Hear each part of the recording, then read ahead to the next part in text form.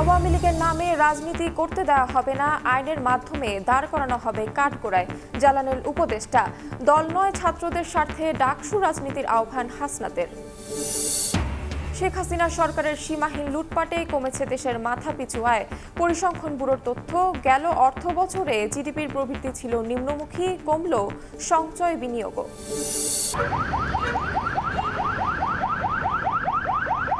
হাসপাতাল ব্যাপারে যে আমার খরচটা হচ্ছে তার ডাবল খরচ আমি অ্যাম্বুলেন্স ভাড়াটাই আমি দিচ্ছি। দামাদামি করতে চাই তখন দেখা যাচ্ছে কেউই যেতে চায় না। পেশেন্ট কিরকম ওইটা তো ওনাদের মাথায় নাই, ওনাদের শুধু টাকা দরকার।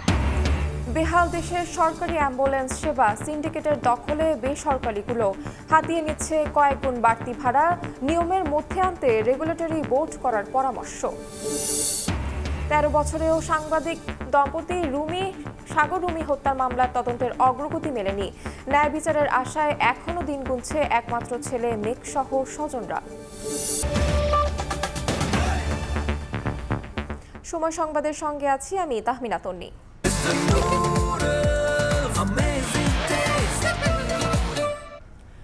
দেশে আওয়ামী লীগের নামে রাজনীতি করতে দেওয়া হবে না, আইনের মাধ্যমে কাঠগড়ায় দাঁড় করানো হবে বলে জানিয়েছে তথ্য উপদেষ্টা নাহিদ ইসলাম।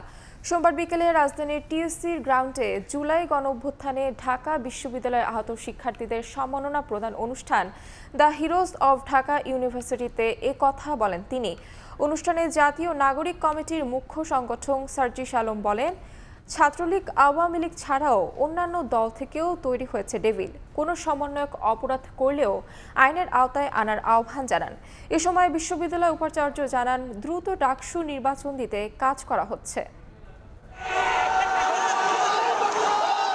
ফ্যাসিস্ট শেখ হাসিনার বিরুদ্ধে ছাত্র জনতার অভ্যুত্থানের সূতিকাগার ছিল ঢাকা বিশ্ববিদ্যালয়।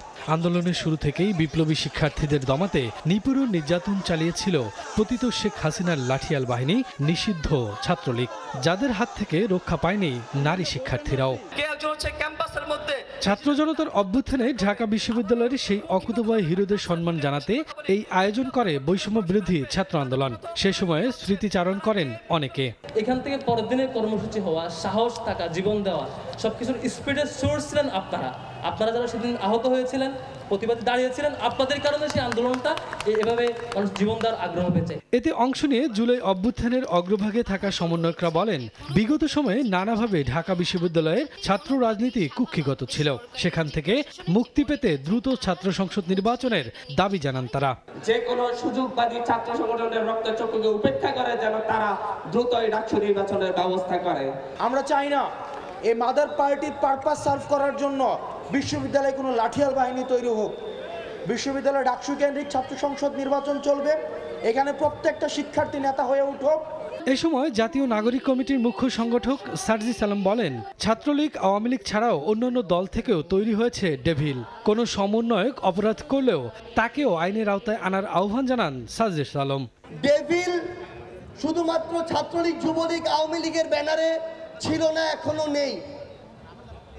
ওই কার্যক্রম যদি বর্তমানে রাজনীতি করছে এমন কোন রাজনৈতিক দলের কোন কর্মী করে, তাকেও ডেভিল হিসেবে গণ্য করে গ্রেফতার করতে হবে। সেই কার্যক্রম যদি সমন্বয়কের নাম ব্যবহার করে কেউ করে, তাকেও গ্রেফতার করতে হবে। তথ্য উপদেষ্টা নাহিদ ইসলাম বলেন, দেশে আওয়ামী লীগ ও ছাত্রলীগের নামে রাজনীতি করতে দেয়া হবে না, আইনের ভিত্তিতেই তাদের কাঠগড়ায় দাঁড় করানো হবে। আইনের ভিত্তিতেই আমরা আওয়ামী লীগকে দল হিসেবে কাঠগড়ায় দাঁড়া করাবো এবং আমরা বলেছি যে আওয়ামী লীগ এবং ছাত্রলীগ এই মতাদর্শ এবং এই নামে বাংলাদেশের রাজনীতি করতে পারবে না।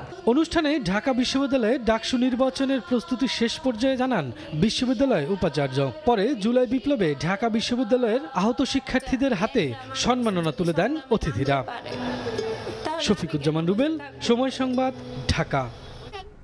হবিগঞ্জ 2 আসনের সাবেক সংসদ সদস্য অ্যাডভোকেট আব্দুল মজিদ খানকে আটক করেছে ঢাকা মহানগর গোয়েন্দা পুলিশ। সোমবার রাতে রাজধানীর ফার্মগেট থেকে তাকে আটক করা হয়। জুলাইয়ে বৈষম্য বিরোধী আন্দোলনে ছাত্র জনতার উপর হামলার ঘটনায় মজিদ খানের বিরুদ্ধে একাধিক মামলা রয়েছে।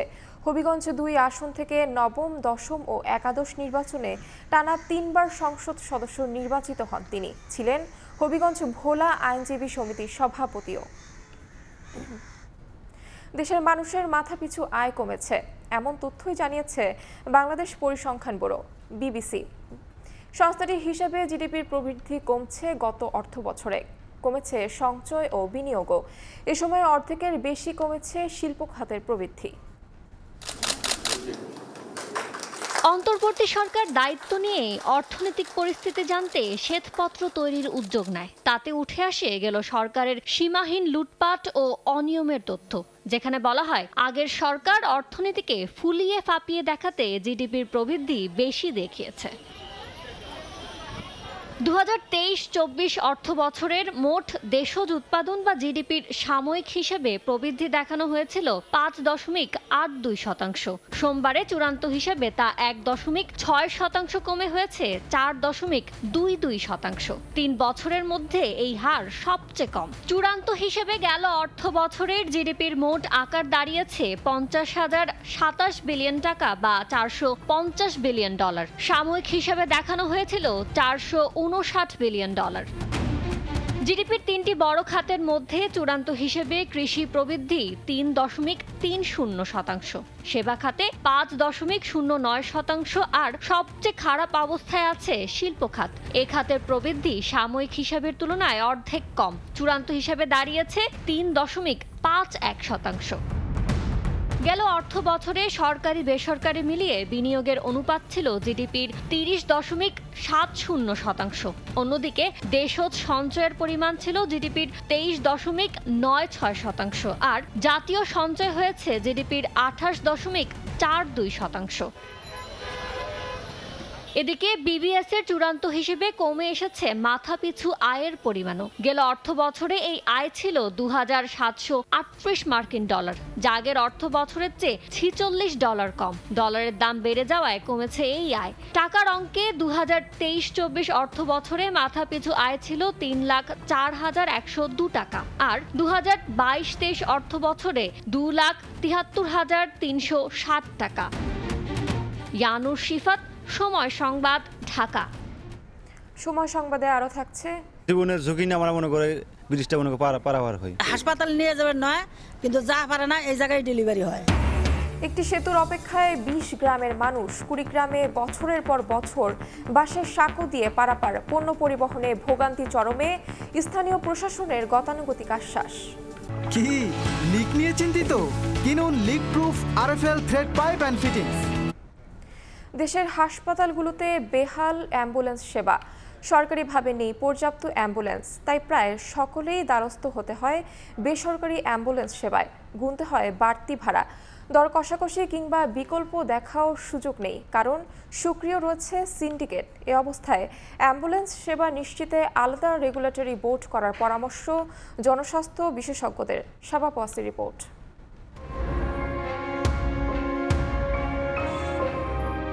ঢাকা মেডিকেল কলেজ হাসপাতালের জরুরি বিভাগ, সামনের গেটে সারি সারি দাঁড়িয়ে আছে বেসরকারি অ্যাম্বুলেন্স। হাক ডাক দিয়ে তুলে নিচ্ছেন রোগী, বাগিয়ে নেওয়া হচ্ছে উচ্চ ভাড়া।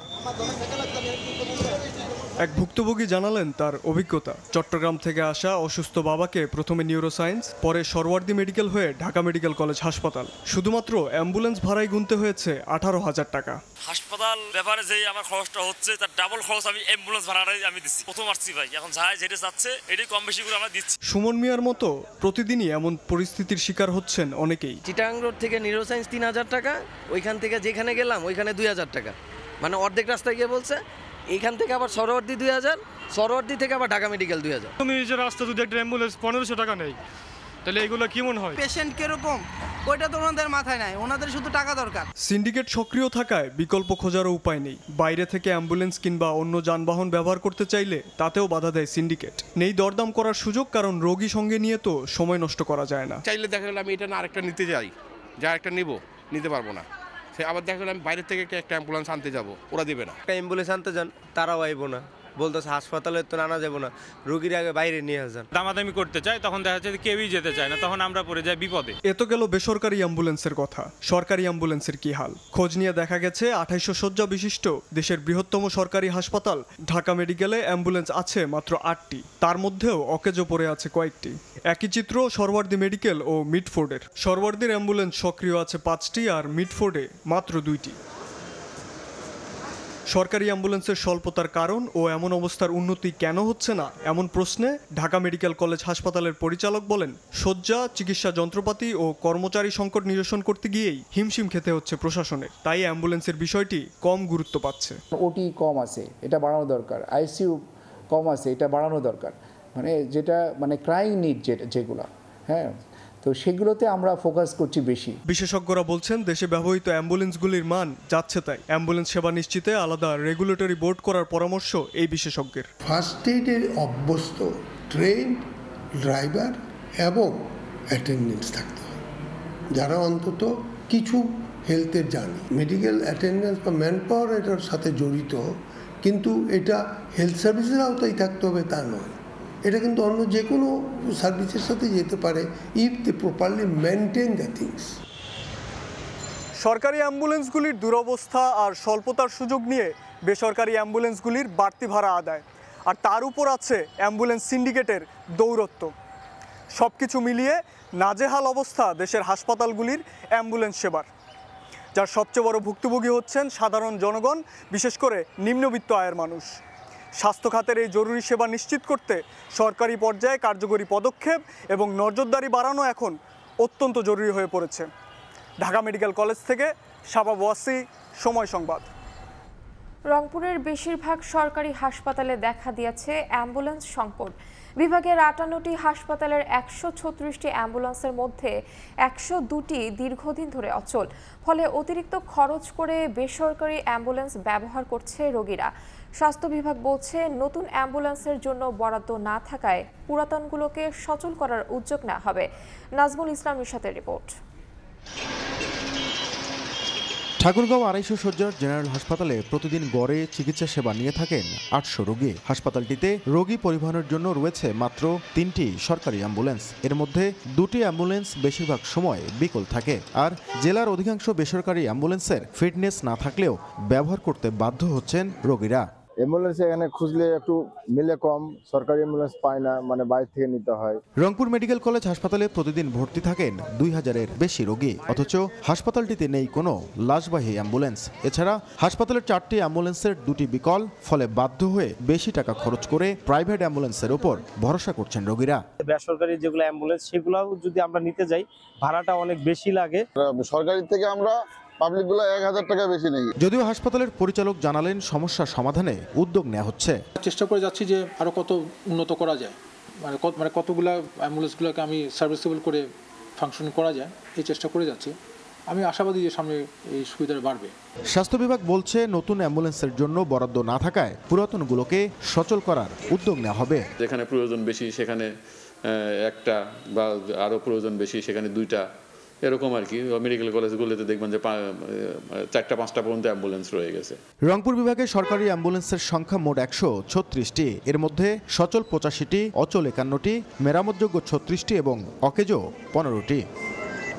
সরকারি হাসপাতালগুলোতে চরম অ্যাম্বুলেন্স সংকট থাকবার কারণে গড়ে উঠেছে এক ধরনের সিন্ডিকেট অ্যাম্বুলেন্স বাণিজ্য, যেখানে অনেকটাই অসহায় রোগীরা। প্রত্যাশা, যত দ্রুত সম্ভব রোগীদের চিকিৎসা সেবা নিশ্চিত করতে সংকট সমাধানে উদ্যোগ নেবে সংশ্লিষ্ট কর্তৃপক্ষ। নাজমুল ইসলাম নিশাত, সময় সংবাদ, রংপুর। সবশেষ 13 বছর একটা দিনও স্কুল গেটে মাকে বিদায় জানিয়ে ক্লাসে ঢুকতে পারেনি ছেলেটি। বাবার হাত ধরে বেড়াতে যাওয়া হয়নি তার অফিসে। মেঘে মেঘে বেলা গড়িয়ে মাহির সারোয়ার মেঘের বয়স এখন 18। মা বাবার প্রশ্নে মেঘ ভাঙে, চাপা কষ্টে বৃষ্টি ঝরে। শূন্যতায় ভরা চোখে চুপচাপ তাকিয়ে থাকে অসীমে। সাইফুল রদ্রু রিপোর্ট।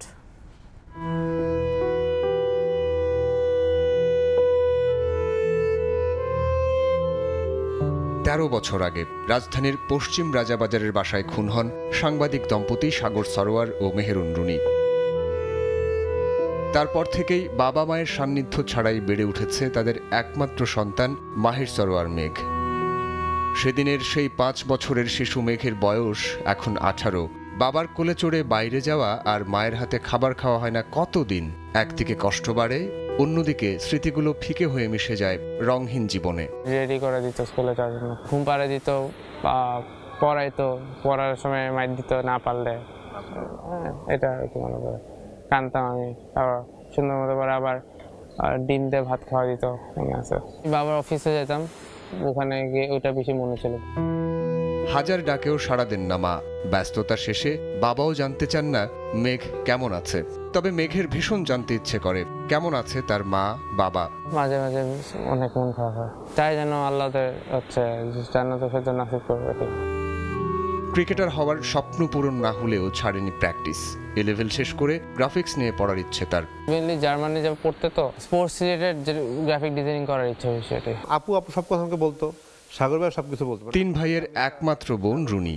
সম্পর্কের গভীরতা এমন যে নানা সংকটে রুনি ও সাগরের না থাকার কথা ভুলে যান ছোট ভাই রোমান। 1 বছর আমি আমার সাথে কথা বলিনি, তখন ওটা গায়ে লাগে না, এখন খুব আফসোস হয় যে 1 বছর তো কথা বেশি বলতে পারতাম। বোনের অবয়বটা খুঁজি অন্যান্য জায়গায়। আমরা যে মামলা করতে গেলাম আপু মারা যাওয়ার পর, আমি আপুকে ফোন দিচ্ছি, ডিপেন্ডেন্স ব্যাপারটা বুঝতে পারছেন, মানে আপুকে ফোন দিতে গেছি, আপু আচ্ছা এখন আমি কি করব।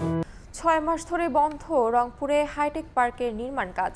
আওয়ামী লীগ সরকার পতনের পর চলে যায় ভারতীয় ঠিকাদারি প্রতিষ্ঠান। এতে প্রকল্পের ভবিষ্যৎ নিয়ে দেখা দিয়েছে অনিশ্চয়তা। কবে থেকে কাজ শুরু হবে বলতে পারছেন না কর্তৃপক্ষ। এদিকে আইটি খাতে শিক্ষিত তরুণদের কর্মসংস্থানের সুযোগ সৃষ্টিতে দ্রুত কাজ শেষ করার তাগিদ বিশেষজ্ঞদের। তরিকুল ইসলামের ক্যামেরায় আব্দুর রশিদ জীবনের রিপোর্ট।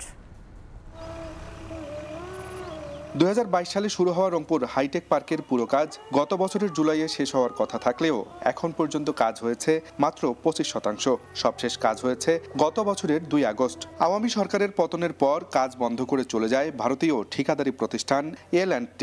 ফলে প্রকল্পের ভবিষ্যৎ নিয়ে দেখা দিয়েছে অনিশ্চয়তা। যদি এটা কমপ্লিট হয়ে যায় দ্রুত, তখন আমরা 1 বছর বা 6 মাস অপেক্ষা করে এখানে আমরা শিখতে পারতাম। এখান থেকে ট্রেনিং করে নিজেরা কিছু আর্ন করতে পারতাম বা আমাদের কর্মসংস্থানের একটা জায়গা তৈরি হতো। আইটি পার্কটা যদি হইতো তাহলে অনেক বেকার কর্মসংস্থান সৃষ্টি হইতো। এই কাজটা যদি কমপ্লিট হয় তাহলে অবশ্যই আমাদের গ্রামবাসীর জন্য অনেক উপকার হবে। তো আমাদের অঞ্চলে যে আশেপাশে বাজারগুলো আছে সেগুলো একটু চাঙ্গা হবে। কাজ শুরু করতে সংশ্লিষ্টদের সঙ্গে যোগাযোগের চেষ্টা চলছে বলে জানিয়েছেন জেলা প্রশাসক। আমরা সচেষ্ট আছি, জেলা প্রশাসন আমরা যোগাযোগ রাখছি তাদের সাথে, যে এই কাজগুলো যে অবশিষ্ট যে কাজটা আছে অসম্পূর্ণ কাজ, সেই অসম্পূর্ণ কাজটা সম্পূর্ণ করার বিষয়ে তাদের কি নীতিগত সিদ্ধান্ত রয়েছে সেই বিষয়টা আমরা জানা মাত্র আপনাদের থেকে জানাবো। রংপুর অঞ্চলের তরুণদের দক্ষতা বৃদ্ধির পাশাপাশি কর্মসংস্থানের নতুন সুযোগ তৈরি করতে দ্রুত হাইটেক পার্কের কাজ চালু করা জরুরি বলছেন বিশেষজ্ঞরা। প্রতি বছর একটা ভালো অ্যামাউন্টের যে দক্ষ শিক্ষার্থী তারা কিন্তু শিক্ষিত হয়ে সার্টিফিকেট নিয়ে বের হচ্ছে। এই হাইটেক পার্কগুলো যদি দ্রুততম সময়ে চালু করা যায় তাহলে তারা তাদের মেধাকে বিকাশ করতে পারবে। রংপুর নগরীর খলিশাকুড়ি এলাকায় 10.77 একর জমির উপর নির্মিত রংপুর হাইটেক পার্কের নির্মাণ ব্যয় ধরা হয়েছে 154 কোটি টাকা। আব্দুর রশিদ জীবন, সময় সংবাদ, রংপুর। একটি সেতুর অভাবে দুর্ভোগে দিন কাটছে কুড়িগ্রামের রৌমারী উপজেলার 20টি গ্রামের বাসিন্দাদের। খাটিয়ামারি রৌমারী সড়কের সুতিরপাড় এলাকায় কদমতলী খালের বাঁশের সাঁকোর উপর দিয়ে দৈনিক ঝুঁকি নিয়ে চলাচল করতে হচ্ছে তাদের। এতে চলাচলের পাশাপাশি ভোগান্তি পোহাতে হচ্ছে পণ্য পরিবহনেও। জামিল মিয়ার ছবিতে বাদশা সৈকতের রিপোর্ট। সাঁকো পার হওয়ার জন্য ভ্যানে রুগী নিয়ে অপেক্ষায় স্বজন, কেউ কেউ অপেক্ষা করছেন পণ্য নিয়েও। তাদের অপেক্ষা ঝুঁকিপূর্ণ সাঁকো পার হওয়ার। কুড়িগ্রামের রৌমারী উপজেলার খাটিয়ামারি রৌমারী সড়কের সুতিরপাড় এলাকায় কদমতলী খালে 10 বছর আগে নির্মাণ করা হয় বাঁশের সাঁকো। দৈনিক সাঁকোটির উপর দিয়ে ঝুঁকি নিয়ে চলাচল করতে হচ্ছে আশেপাশের 20টি গ্রামের অন্তত 30,000 মানুষের। এতে চলাচলের পাশাপাশি ভোগান্তি পোহাতে হচ্ছে পণ্য পরিবহনেও। এলাকাবাসী বলছেন যে কোনো সময় নড়বড়ে এ সাঁকো ভেঙে গেলে ভোগান্তি আরও বাড়বে। জীবনের ঝুঁকি নিয়ে আমরা মনে করি ব্রিজটা মনে করি পারাপার হয়। এই বাঁশের ব্রিজ দিয়ে আমাদের যাতায়াত খুব কষ্ট হয় এবং কোনো ছেলে মেয়ে স্কুলের মধ্যে বর্ষা মাসেও যেতে পারে না। অসুস্থ মহিলাও নিয়ে যায় পেইনে, এই রাস্তা যে হাইটের পেইনে কষ্ট। হাসপাতাল নিয়ে যাবে নয়, কিন্তু যা পারে না এই জায়গায় ডেলিভারি হয়। আমরা ধান নিয়ে যেতেছি চরে থেকে, অনেক লোকজন ধরে আমরা ব্রিজ পার করে রাস্তা পার হই। এই সুইচ গেটটা একটি বেড়িবাঁধের নাম করে আজকে প্রায় 40 বছর ধরে আমরা এই দুর্ভোগটা ভোগ করে আসতেছি। শিগগিরই বাঁশের সাঁকোর স্থলে নতুন সেতু নির্মাণের গতানুগতিক আশ্বাস উপজেলা প্রশাসনের। আমরা সরকারিভাবে সেটি উদ্যোগ নিয়েছি বা বিভিন্ন দপ্তর চেষ্টা করছেন এটি দ্রুত সমাধান একটা আমি আশা করব আসবে। 2014 সালের বন্যায় খাটিয়ামারি রৌমারী সড়কের কদমতলী খালের উপর স্লুইস গেট সহ সড়ক ভেঙে যায়। এরপর ওই স্থানে 200 মিটার দীর্ঘ বাঁশের সাঁকো নির্মাণ করে স্থানীয় প্রশাসন। বাদশা সৈকত, সময় সংবাদ, কুড়িগ্রাম। রাজধানীর শ্যামপুরে প্লাস্টিক কারখানায় লাগা আগুন নিয়ন্ত্রণে এসেছে। ফায়ার সার্ভিসের 7টি ইউনিটের চেষ্টায় সকাল 7:15টার দিকে আগুন নিয়ন্ত্রণে আসে। ভোর 5টায় রাজধানীর শ্যামপুরের 11 নম্বর লাল মসজিদ রোডে একটি প্লাস্টিক কারখানায় আগুন লাগার খবর পায় ফায়ার সার্ভিস। এর 8 মিনিটের মধ্যে ঘটনাস্থলে পৌঁছে আগুন নেভানোর কাজ শুরু করেন দমকল কর্মীরা। আগুন নিয়ন্ত্রণে কাজ করে পোস্তগোলা, সূত্রপুর ও সিদ্দিক বাজার ফায়ার স্টেশনের মোট 7টি ইউনিট। ফায়ার সার্ভিসের কর্মকর্তারা জানান, কারখানাটিতে প্লাস্টিক ও স্যান্ডেল রয়েছে। এটি মূলত পুরাতন স্যান্ডেলের রিসাইক্লিং কারখানা।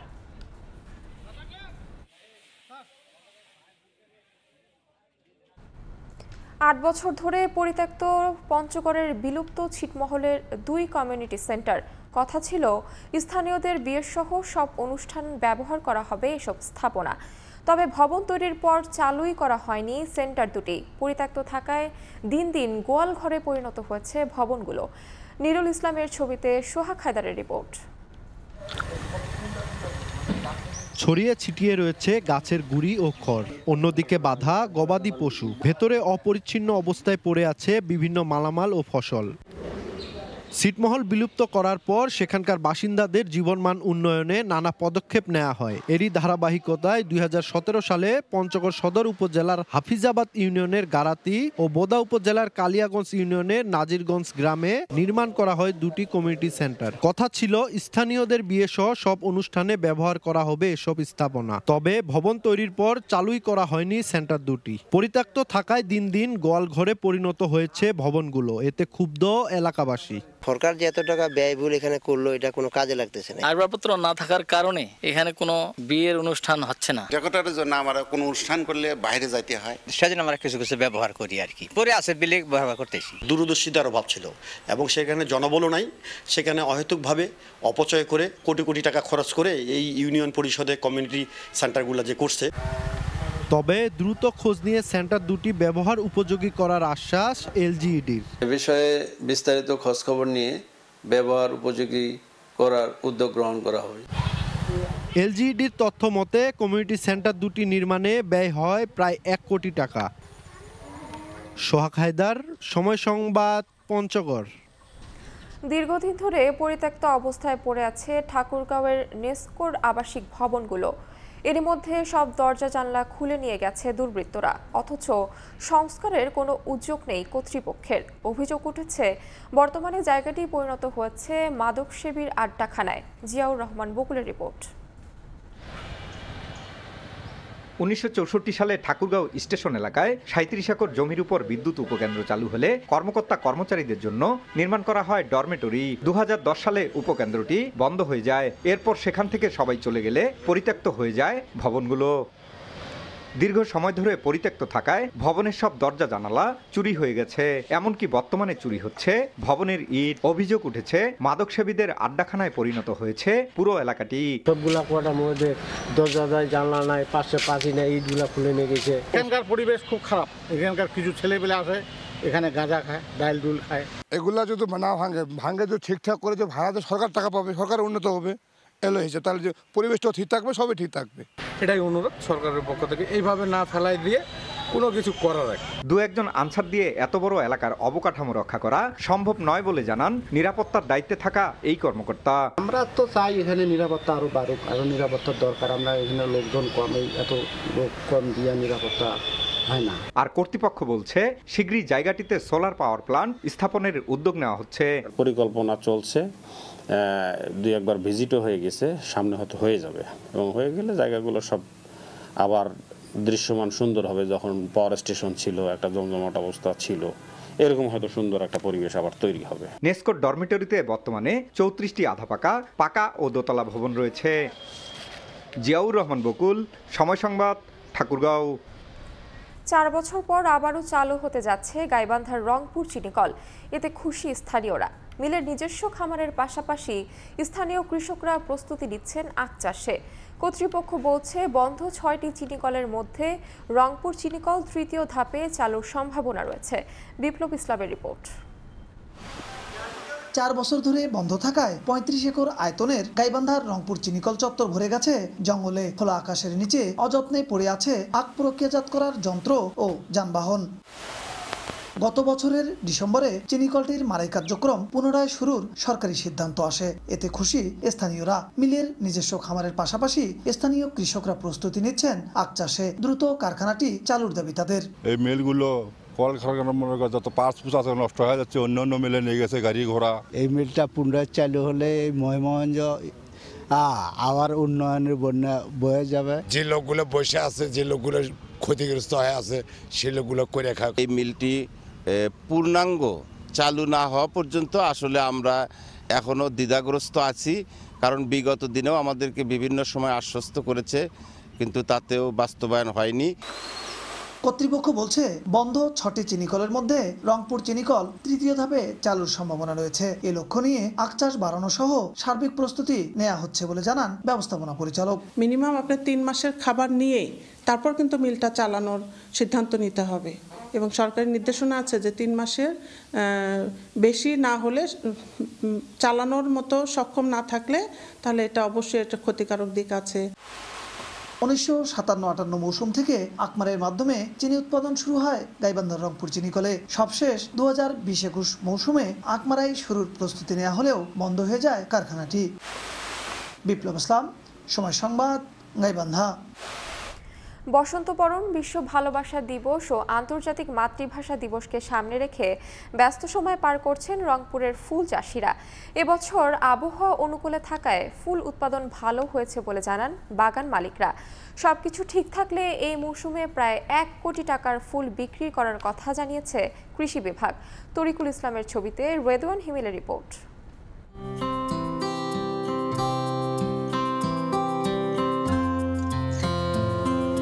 বসন্ত, বিশ্ব ভালোবাসা দিবস ও আন্তর্জাতিক মাতৃভাষা দিবস। সারা বছর ফুলের চাহিদা থাকলেও ফেব্রুয়ারির এই 3 দিবসকে ঘিরে ফুলের চাহিদা বাড়ে কয়েক গুণ। রংপুরের বিভিন্ন ফুলের বাগানে দোল খাচ্ছে লাল, সাদা, হলুদ সহ বাহারি রঙের গোলাপ।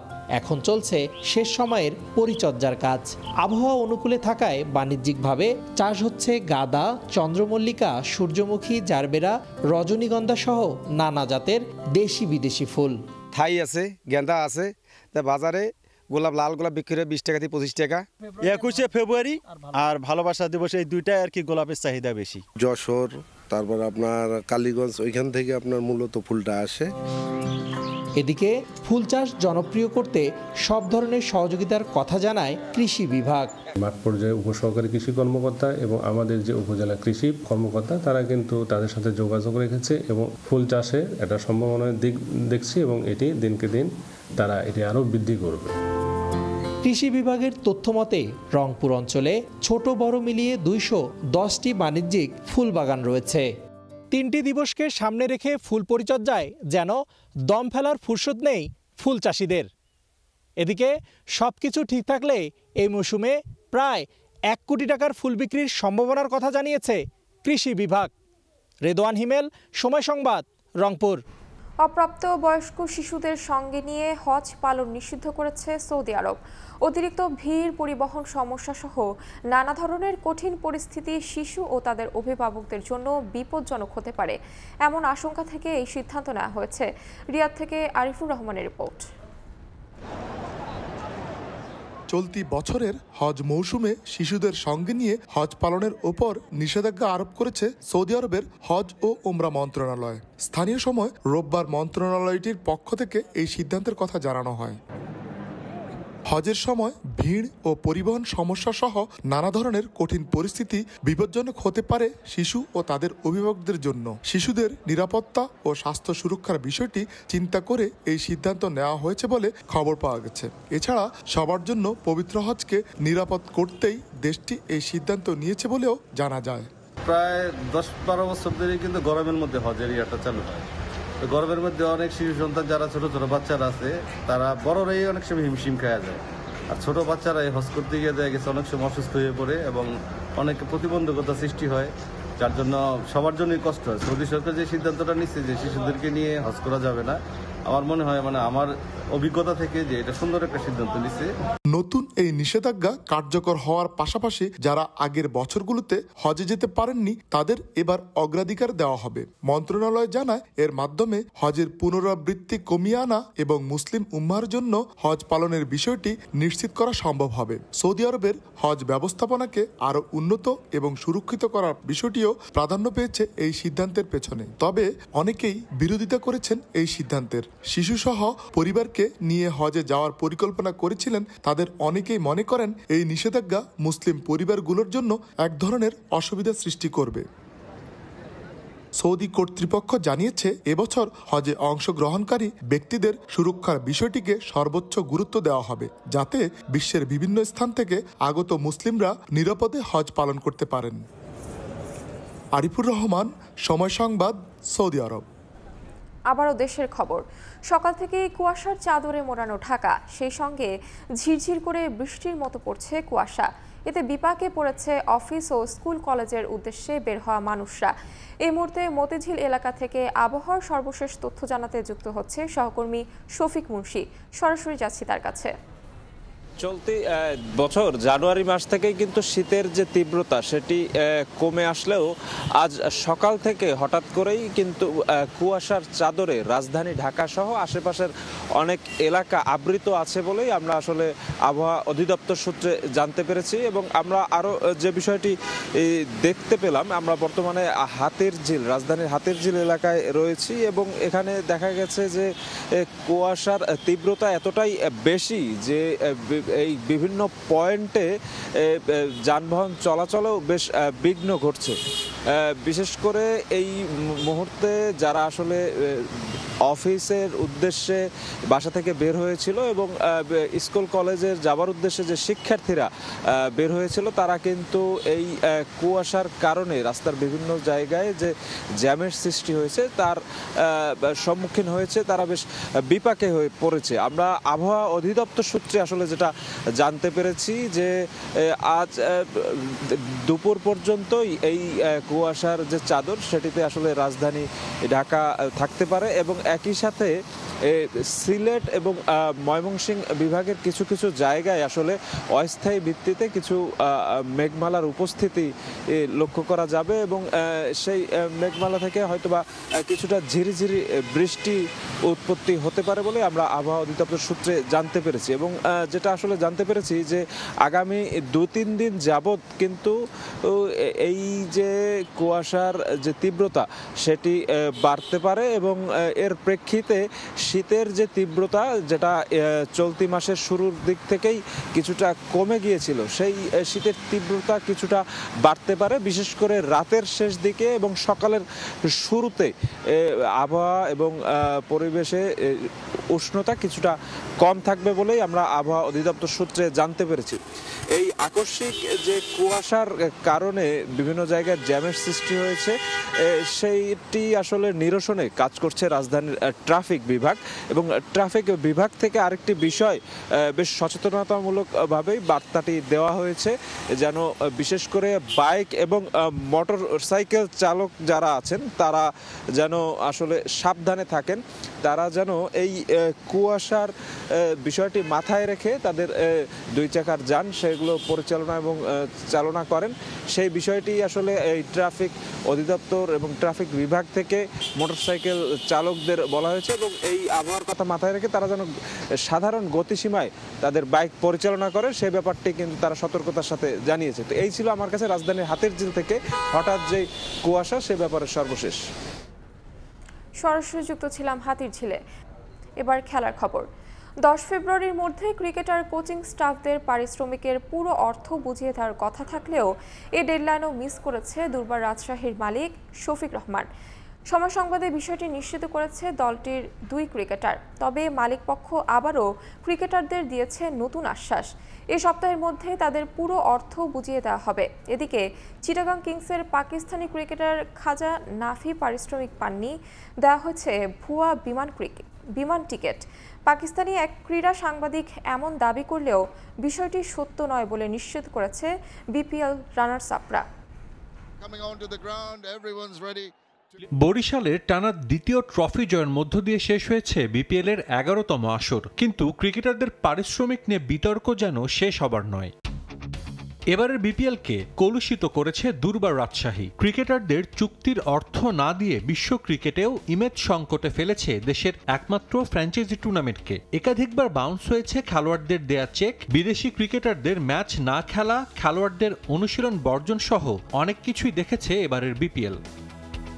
দেশ ছেড়ে পালিয়ে যাবেন দলটির মালিক শফিকুর রহমান, এমন ধারণা থেকে আইন শৃঙ্খলা বাহিনী তাকে হেফাজতে নেয়। সেখানে জিজ্ঞাসাবাদে দায় স্বীকার করার সঙ্গে 10 ফেব্রুয়ারির মধ্যে সব পাওনা পরিশোধের প্রতিশ্রুতি দেন তিনি, যে বিষয়টি সংবাদ বিজ্ঞপ্তিতে জানায় যুব ও ক্রীড়া মন্ত্রণালয়। তবে নিজেদের ধারাবাহিকতা ধরে রেখেছে দুর্বার রাজশাহী। 3, 7 ও 10 ফেব্রুয়ারি 25% করে ক্রিকেটারদের বাকি 75% পারিশ্রমিক পরিশোধের কথা ছিল মালিক পক্ষের, কিন্তু এখন পর্যন্ত মাত্র 25% অর্থ দিয়েছেন শফিকুর রহমান। 10 ফেব্রুয়ারির ডেডলাইন পার হলেও অধিকাংশ ক্রিকেটার পাননি 50% পারিশ্রমিকও।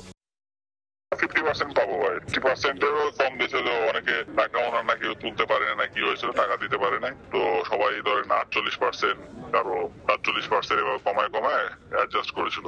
পরবর্তী পেমেন্টের সাথে দেওয়ার কথা ছিল, তো দিতে চাইছিল, তো আজকে তো পেমেন্ট দেওয়ার কথা ছিল, তাই না 3 তারিখে 25%। 50% মানে 50% 45%। 7 তারিখে দেওয়ার কথা ছিল, এটা বলতে 10 তারিখে, এখন পর্যন্ত কোনো কিছু জানায়নি।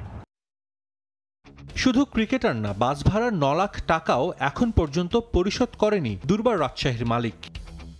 এদিকে বিপিএল এর রানার্স আপ চিটাগং কিংস তাদের পাকিস্তানি ক্রিকেটার খাজা নাফির পারিশ্রমিক দেয়নি, ভুয়া টিকিট দিয়ে তাকে এয়ারপোর্টে পাঠানো হয়েছে, এমন দাবি করে এক পাকিস্তানি সাংবাদিক ফেসবুকে পোস্ট করেন। পরে নাফি নিজে নিশ্চিত করেন পাকিস্তানি সেই সাংবাদিক ভুয়া খবর দিয়েছেন। जो न्यूज चल रही है ये बिल्कुल फेक न्यूज है। मैं कोई 1.5 दिन से एयरपोर्ट में नहीं बैठा, मैं यहाँ पर बांग्लादेश में 3 दिन से बांग्लादेश में हूँ, शेरेटन होटल में, और ये बिल्कुल फेक न्यूज है। और जहाँ तक पेमेंट की बात है, मुझे काफी पहले पेमेंट 100% मिल गई है। পাকিস্তানের ওই সাংবাদিককে চ্যালেঞ্জ করা হলে পরে ফেসবুক থেকে পোস্ট সরিয়ে নেন তিনি। সাজিদ মুস্তাহিদ, সময় সংবাদ। সকালের সময় শীর্ষ সংবাদগুলো জানিয়ে দিচ্ছি আরও একবার। আওয়ামী লীগের নামে রাজনীতি করতে দেওয়া হবে না, আইনের মাধ্যমে দাঁড় করানো হবে কাঠগড়ায়, জানালেন উপদেষ্টা। দল নয়, ছাত্রদের স্বার্থে ডাকসু রাজনীতির আহ্বান হাসনাতের। শেখ হাসিনা সরকারের সীমাহীন লুটপাটে কমেছে দেশের মাথাপিছু আয়। পরিসংখ্যান ব্যুরোর তথ্য, গেল অর্থবছরে জিডিপি প্রবৃদ্ধি নিম্নমুখী, কমল সঞ্চয় বিনিয়োগও।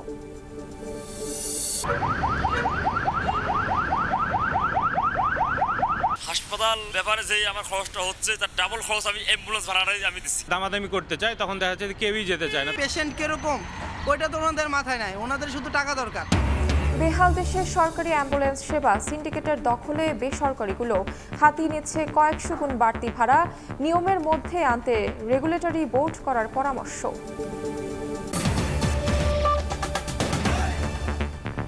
এ ছিল সকালের সময়, সঙ্গে থাকুন সময়।